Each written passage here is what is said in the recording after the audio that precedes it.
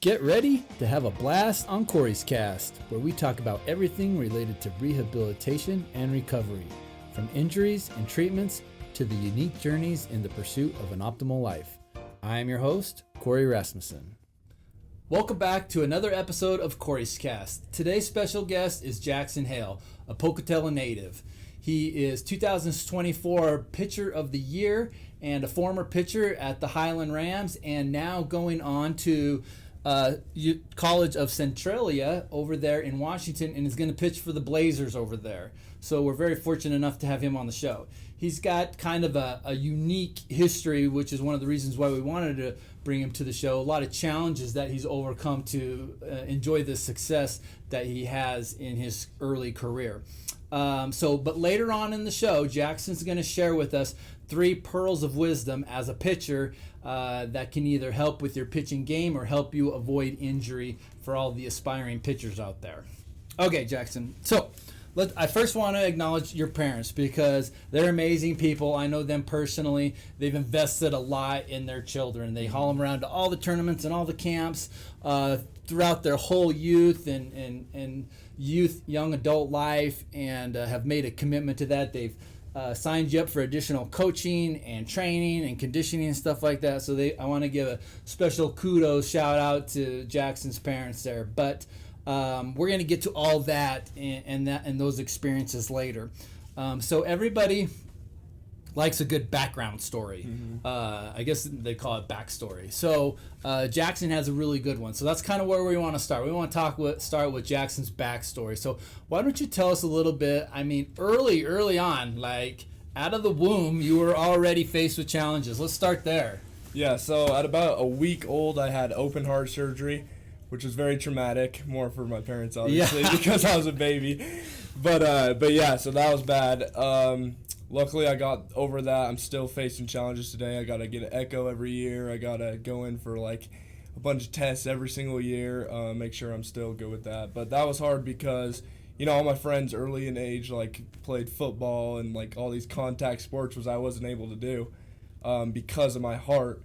What now? That was to repair a hole in the heart? Yeah, so I was like missing the like aortic valve. Oh, okay. So I have a straw in my aortic valve that keeps me alive. Okay, we like that. But yeah. So I couldn't play any contact sports. I couldn't really, I don't know, like do all the things that my friends were doing, obviously because of that. But so I kind of clinged on to baseball as my sport, and I started that around like 11, which is pretty late. Like, that's pretty late. 11's pretty late. Like people are already done t-ball. Yeah, exactly. So I started at 11. I mean, I wasn't really good. So it's never too late. So my twins are 10, and I haven't started them in baseball. Yeah. But we watched The Sandlot the other day. Of course, now they wanted to go play catch and stuff like that. It's like, okay. Yeah, well, sure. You're not nowadays. People, it seems like you're so far behind now. But we're talking. What are you? You're 18 now. Yeah. Okay, so about 7 years ago. Yeah. It's not changed too much, but it's still pretty advanced these days. So, anyways. Yeah. So you're 11. You're kind of a little bit behind the curve. Yeah, I was definitely behind. Wasn't very good. But I did end up falling in love with it. You know, I love baseball. So at the age of like around 12 is really when I started to lock in and, you know, really pursue my like future as a pitcher. I still hit and stuff. I hit all the way through like sophomore year, but I've always just loved pitching. Like I've never really liked hitting like I have pitching. And and then is high that school, common for pitchers?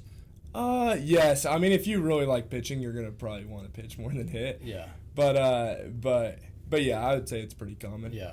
But yeah. So around high school is when I really decided I just wanted to pitch, and then I turned into a PO, which is pitching only. Oh, okay. And then so I started really locking on that because I didn't want to waste time focusing on hitting and stuff if I wasn't gonna pursue that in the future. So yeah, I started pitching. I started getting better and better, and then I started to like elevate above my peers or whatever. Yeah. And thank God my parents are willing to put money and time and effort into me. Like they got me pitching coach, and I've been doing really good. Have you been with the same pitching coach, or have you evolved or progressed yeah, so or tried I've others? Switched up. I think I've had like 2 pitching coaches my whole life. which my newest one was like probably started with them like a year and a half ago. Okay. But my other guy was from like 12 to like probably freshman year, and then I was kind of by myself for like sophomore, junior year, which was when I like really skyrocketed and stuff. Like I got pitcher of the year, junior year, and then senior year. Yeah. Obviously got injured. So, yeah, we'll talk about that. Yeah. Spoiler alert. Spoiler. But yeah, so, and then now I'm headed off to college to pitch. And yeah. Don't tell them. Yeah. They know. Okay, so, baseball, a lot of sports are this way. Your sister's soccer. Baseball and soccer seem like the most. But it's like year-round camps, tournaments. Is there ever an off season? Even in the winter up here? Not. Down south I know for sure not. Like they live all year round in Texas and Florida and stuff like that. But no, I don't think there's really an off season. People tell you to obviously take months off or whatever to help your arm. But like this my junior year, I think I threw like 55, maybe 60 innings for high school, and then a week later I went straight to summer ball, threw about 55 innings there. And then it was like August by that time, and I had fall ball, which was like, I don't know, we don't play that much for fall ball, but I'm still stressed on the arm. Sure. But and then after fall ball, I started just locking in on my own mechanics, really like analyzing everything. So I was still like working and stuff. So you're not hitting tournaments like in Mesquite or some of these places where it's warmer during like December through March. No, it's just working on your own craft. It's really just working. Okay. Yeah. All right. You love the game so much. Did you ever get burned out, or did you ever feel like it's too much? Yeah, I'd have to say I got burned out like sophomore year. Like I was playing a lot. I didn't really like that. I was kind of like in like a slump, like a pitching slump. Like I really didn't like feel like I liked the game anymore. Yeah. But I kept going and I prevailed, and now I'm like that next year I won pitcher of the year. Yeah.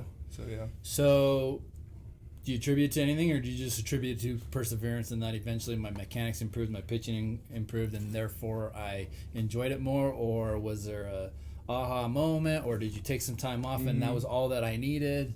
Yeah, well, it's definitely just hard work and all the work I put in.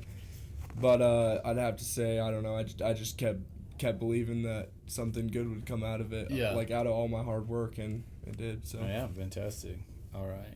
Okay, so what is your favorite pitch to throw? Favorite pitch to throw is definitely my curveball. I think I get it up to like 2,900 spin rate, which is good. Yeah. And nice. And so yeah, that's definitely my favorite pitch. I can throw it any count. I love that pitch. But yeah. Awesome. Sweet. Okay, which then is gonna lead us to our first pearl of wisdom. Why don't you give us your first pearl for our viewers out there? All right. So my first pearl would have to be don't chase velocity. So I see a lot of kids, high school, even younger, and even my age, who maybe college players, really try to just see, like, they want the number on the radar to keep going up and up and up, which I totally get. We love velocity. We love like keep numbers going higher and stuff. So I'd have to say don't chase velocity. The reason is you're definitely get burned out. You'll definitely there'll be some stress on your elbow. For sure. Could 100% get hurt. Yeah, it's definitely not good for your arm and that's good advice, because it seems like we're pushing so much for bigger, faster, stronger, and pitching especially. You can ruin a career really quickly if you're chasing some of that velocity. So, good advice. It was pretty awesome. Kind of a side note, I was going through some old commercials for our gym, and I got one. We're going to show it. We'll play it at some point during this interview, just overlay it right here of this guy. I don't even know how old you were. Obviously, you were into baseball by that point, so maybe like 12. Yeah. Throwing some pitches, and then we'll compare it to nowadays, so that's cool. All right. So I guess segue into... speaking of trying to salvage your body and prevent wear and tear, let's talk about that. So you're constantly going around, year-round almost sports, working on your craft, throwing a lot of pitches, And then if you ever do feel any kind of tweaks or something's off, you're always diligent, and your parents are very diligent about getting you into therapy, working those out before they come into bigger problems. But what else was important to you to focus on through the latter years of your career here to stay at the top of your game, stay as healthy as you can, and continue to perform at a high level? Yeah, so 100% I had to focus on like prehab and rehab, all that stuff, because I mean, like, if you don't warm up good, you're not gonna, I bet you see this a lot, but you're not gonna, feel good. You're gonna get hurt most likely, especially if you like stack those days up where you're just like skipping your prehab and stuff before you throw, before you just work out, before you do anything. You're gonna probably get hurt. But so I'd have to say prehab and stuff. Obviously, keep my strength up. Yeah. Yeah. Yep. Okay. Yeah. Proper warm up. Yeah. Is Exactly. Really important. All right. So unfortunately, no one's invincible, and eventually, a lot of times we do get some injuries. Let's talk about this recent one. So. For people that are not really familiar with some of the common injuries with pitchers, especially, there's your ulnar collateral ligament in here that gets a lot of stress on it, and it can be from various things. Whether there's a restriction in the shoulder or even down in the hips can lead to more strain on that ligament, but eventually these can lead to injuries and surgeries such as Tommy John's, which is a very common one, which isn't exactly what you had. So if I remember correctly, you had an avulsion fracture where the ligament was still intact, but it had pulled away from the bone, including a chunk of bone. So the surgeon was able to go in and tack down that piece of bone and repair that ligament, correct? Yep, yeah. So I like looking at it that way, looking at it positive, and being like, thank God I didn't have to like get the whole like my UCL fully tore. Yes. But so yeah, like a chunk of bone ripped off. Let's see that nice scar there. There you go. Nice. Yeah. So I'm very grateful that it was this and not the full Tommy John. But yeah, it'd be nice to not have anything. But yeah. So that surgery went really well. Your rehab's been going really well. Why don't you just talk to us a little bit about rehab? How do you feel like it's going? Has there been any certain challenges? I mean, I've definitely been down a couple times, but my rehab's going great. I'm feeling amazing. My surgeon said I'm already ahead of the game. I've been throwing. Thank God for Corey, because I wouldn't be here without him, and my arm would just be not where it is today. Yeah, he's doing so good. So proud of this kid. He works so hard. He gets in work in 30 minutes that take most people like an hour and a half. So he's doing the work on that, and yeah, he's ahead of some of the protocols, doing really well. We're throwing everything at him, all the plyometric stuff, and he's holding up good. BFR, he loves BFR, all those good stuff. So, and you're throwing a little bit because you've been advised by your surgeon on a return to throwing program, and you're executing that on your own. And how is that going? Where are you at in those stages? Yeah, it's going great. So I'm at right now I'm throwing about 120 feet for about 50 throws, which is okay. It's not very hard. Yeah, because I'm doing good. But so 120 feet. So for some of the viewers that don't know baseball, what's the distance from the mound to the home plate? So mound to home plate is 60 feet. Okay. So it's double that, obviously. Yeah. But yeah, so this is the farthest I've gone so far. But every step of the way, it's like distance 50 throws, then same distance 75 throws, if that makes any sense. Yeah. But and then you increase the distance and redo that. So it's a long process, and I've definitely doubted myself sometimes, but. So how far out from surgery are you now? Do you know? About 5 months. About 5 months. Yeah, it's a long process. I think 2 weeks ago it was like 5 months or something like that. And when are you able to now pitch? So my first bullpen would be about third week of August, which is. Coming up. Yeah, it's coming up quick. Not fast enough for you probably, but it's only like 4 weeks now. But it's only about like 75% intensity, so I think my first 100% throw would be in like November maybe. They just kind of lump all throws together. There's I haven't seen any specifics on you can't throw any curveballs, you can't throw any whatever. It's just as far intensity is what's really restricted. For sure. Okay. All right. All right, pearl number 2. I definitely got to get that strength up, because when I was definitely like weak and stuff. My legs were weak before I tore my UCL, and I was definitely like overcompensating with my arm and just throwing with my arm instead of like really focusing on my lower body and I guess my lower body mechanics as well. But that's definitely why I hurt my arm. He was blessed with height. Yeah, but he was not blessed with the big frame. Exactly, right? exactly. So got to work on that. Being pulled forever, but he's put on a lot of muscle mass and he's been doing really good. Yep. Because you have these long lever arms, and so you're going to get a lot of torque on your joints if you're not supporting those with the foundational strength. And so, starting early and starting to build that foundation, you can't cut corners on that. Yeah, for sure. Okay, so when do you foresee yourself pitching in college? I'm gonna redshirt this year. Okay. Just because I don't want to waste a college season just because my arm. But do they have a fall and a spring season in college? Yeah, so you usually do fall ball, which is like, it's obviously not a full season. Yep. It's just a few games just to get everybody ready, develop a roster thing, and stuff like that. And then obviously spring season, which is way more intense and stuff. And then you got playoffs and stuff. But so yeah. Yep. But you won't even shoot for spring ball. You'll go full redshirt. Yeah, I'm gonna go full redshirt just so I can. It's just it's like not taking away season for me. Sure. I'm just gonna get faster, stronger, bigger. I'm gonna throw harder. That's right. And then I still got 2 years left. Love that outlook. Yep. All right. Okay. So recently, in order to up your game and take it to that next level, you've started to focus on nutrition. Yep. So tell me about some of the changes that you've made and how's that going? Yeah, so I've been doing a lot of research and stuff, and I've figured out, I'm really just going off of how my body feels, obviously, because everybody's different.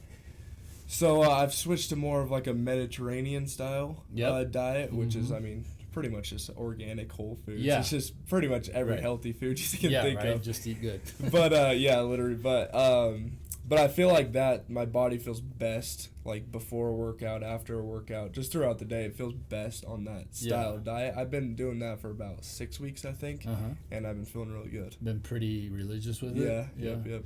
Yeah. So you were really meticulous and committed to all these other aspects of your game except this, right? Exactly. Because you were processed food, junk food, your typical teenage diet, right? Exactly. Yeah. Okay, excellent. Okay, so what is the ultimate goal for you, and how far do you think you can go in baseball? Yeah, I think I could for sure go D1, especially with this redshirt year I'm gonna have, just to get fully back to 100% and then perform very good in these next 2 years at junior college and then go D1. Cool. And I'm hoping just to get my school fully paid for is really the ultimate goal. Awesome. But So D1 schools, ISU doesn't have a D1 program. So what would be a nearby D1 school? Yeah, I like, nearby for my college, I guess, in Washington. I like Gonzaga. I like Wazoo. I like all those Washington schools, Oregon schools, pretty much anything on that coast. But, obviously. Because we don't have any Idaho schools out I don't even BSU doesn't. Yeah. There's some, like, NAI ones, like Lewis and Clark, but I'm not really going. Right. Yeah. That would be going backwards. Yeah. Yep. Okay. Any aspirations for beyond college? Obviously you're not gonna turn it down. No, the main goal. Obviously, if I perform very good, I'm not gonna turn down like a contract or anything. But do they have overseas baseball leagues? And stuff they have you can go to you can go to like Japan. Japan's really big for baseball. I don't know if you know who Trevor Bauer is, but he's in Japan right now. Okay. You got Mexico leagues. Yeah. All those guys have like really good baseball leagues and stuff that people go and play in. But it's pretty much like overseas basketball and just all those. But cool. Really good leagues. So speaking about leagues and do you think Salt Lake's gonna get a Major League Baseball team? Bro, they might. They're good. Have you seen their new stadium? I saw. Yeah, like they're the strongest area to get one. Something. Definitely. Salt Lake's huge. So they built a stadium and with the intent of getting a team, or I don't know. Well, they moved the Bees into that new stadium. It's very nice. I went like a few weeks ago. It's super nice. But it's really. That would be cool. So that would be sick if they get a MLB team. So third pearl. Okay, my third pearl There you go. would have to be use your resources. I don't know how many times I've known I had to work on like a certain mechanic or a certain like part of my mechanic sequence that I needed to work on. And I've been on I literally just type something into the internet, see like probably 100 YouTube videos pop up giving me drills, cues, all those stuff. So I would have to say use your resources, especially if you don't have a pitching coach or anybody that could help you out or know what they're doing. Definitely just go on YouTube. Yeah, there's really no limit to resources. Exactly. Right now. Yeah, absolutely. There's no excuse. If you don't have the means for personal coaching and stuff like that, like you said, there's so much, especially with AI right now, to use that and to just, hey, give me 3 of the top pitching tips used by the major leagues or whatever it might be. And there's so much YouTube and training videos out there, but definitely use those resources to continue to work on your craft, right? Or even like you mentioned, as far as conditioning, even looking for a good conditioning program to prevent injury. There's a few. I know we're planning on trying to put something out on the YouTube. Maybe it'll go viral someday. We'll have Jackson help promote it. So, all right. Well, thanks for coming on the show, Jackson. That was awesome. Yeah. So if you guys like this video, don't forget to subscribe for more interviews like this. We always try to have awesome guests on the show that either provide a unique experience or some educational advice. Also like, comment, and share, please, so that we can get more exposure. All right, thanks.